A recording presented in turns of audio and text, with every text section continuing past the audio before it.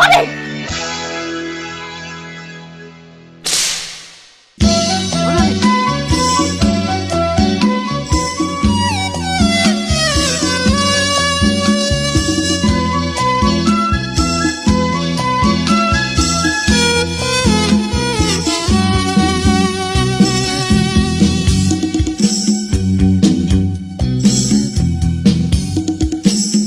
ဆိုတာပူလောင်တဲ့မြေတောင်ငယ်တစ်ခု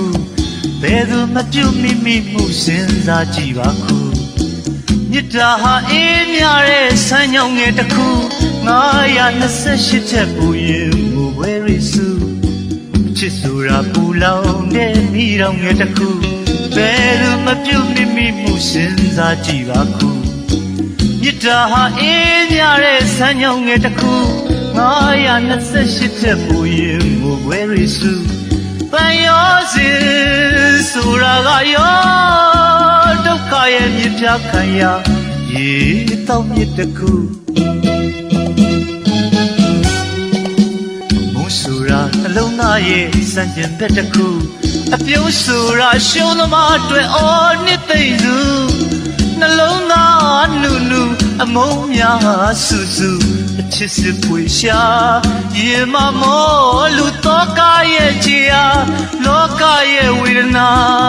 ကြီးညာပွေရှာလဲတန်ရလန်းလေးစုံတိုင်းလူပန်ရောစဉ်ဆိုတာကရောဒုက္ခရဲ့မြစ်ပြခံရရေတောက်မြစ်တစ်ခု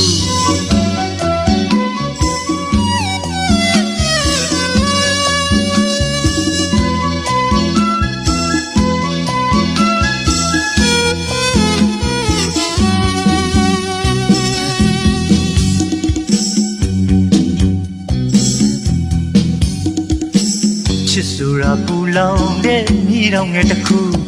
ဘယ်သူမပြုတ်မိမိမှုစဉ်းစားကြည့်ပါခုမြစ်တာဟာအေးမြတဲ့ဆန်းညောင်ငယ်တစ်ခု928ချက်ပူရင်မူဝဲရိစုပန်ရောစဉ်ဆိုတာကရောဒုက္ခရဲ့မြစ်ပြခံရရေ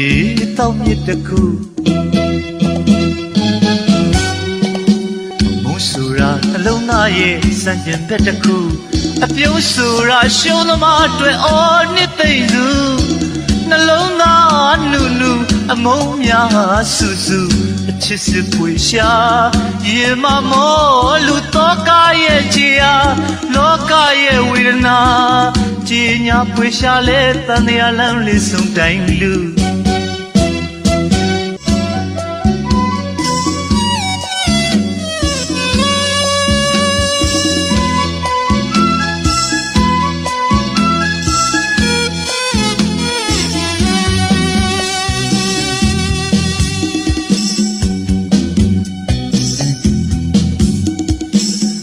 ဆိုတာပူလောင်တဲ့မိတော်ငယ်တစ်ခု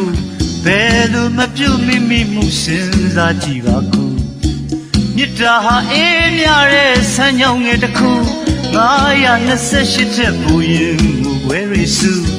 ပန်ရောစဉ်ဆိုတာကရောဒုက္ခရဲ့မြစ်ပြခံရရေတောက်မြစ်တစ်ခုဆိုတာနှလုံးသားရဲ့စံကျင်ဘက်တစ်ခုအပြုံးဆိုတာရှုံးသမားအတွက်အော်နှစ်သိမ့်စု